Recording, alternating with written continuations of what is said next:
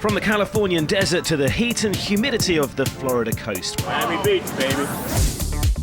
We're in Miami for the second prestigious Masters 1000 tournament of the 2015 ATP World Tour.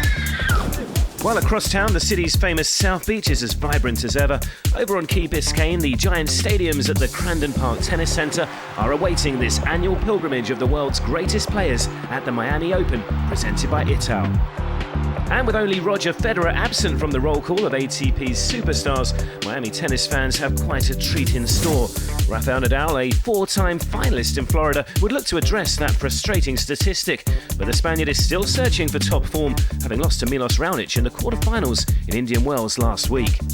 Last week was a positive week for me, it's true. I think I played good 4 matches, and especially the last one against a tough opponent. I was ready to win, 3 match points, a lot of chances.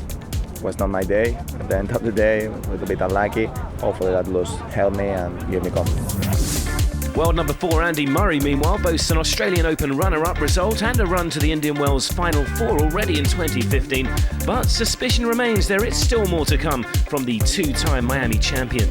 The start of this year for me has been good. It's been much more positive than last year. I mean, obviously lost in the quarters in Australia last year and reached the final this year and played some of the best tennis I have in a long time there. And then at Indian Wells, it was nice to go back there and play some good tennis and have a good run. So I'm happy to be in Miami and hope I can play a good tournament.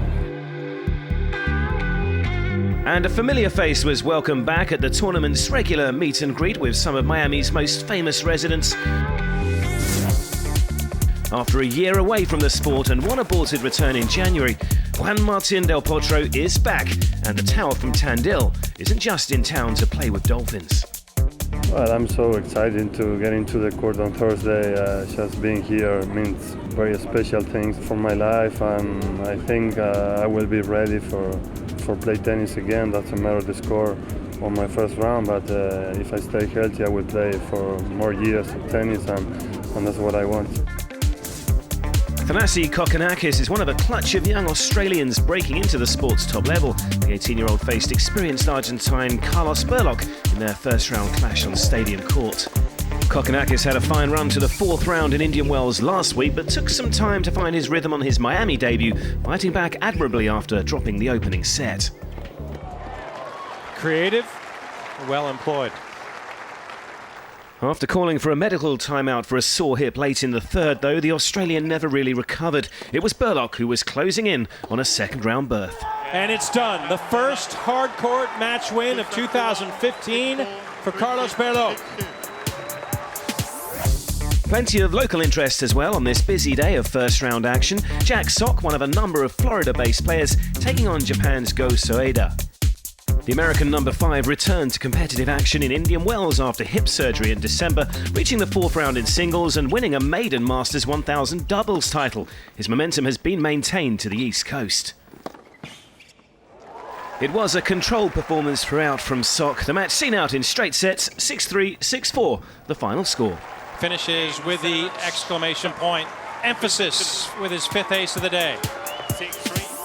And there was good news for the Americans earlier on grandstand court as well, with Donald Young racing to a 5-1 lead before Yen Shenlu succumbed to a neck injury. Young now up to a 14-7 win-loss record in 2015 on the back of a 3rd-round appearance in Indian Wells. It was the Dominican Republic against the USA under the lights on Stadium Court, with San Francisco-born Sam Querrey up against world number 55 Victor Estrella Burgos.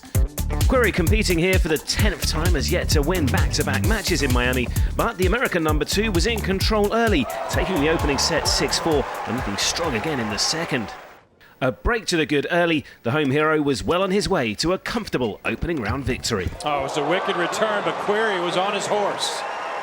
Big steps for Sam.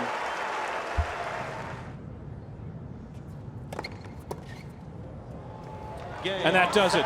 A fine performance from Sam Querrey in front of an electric crowd inside the stadium here at the Miami Open.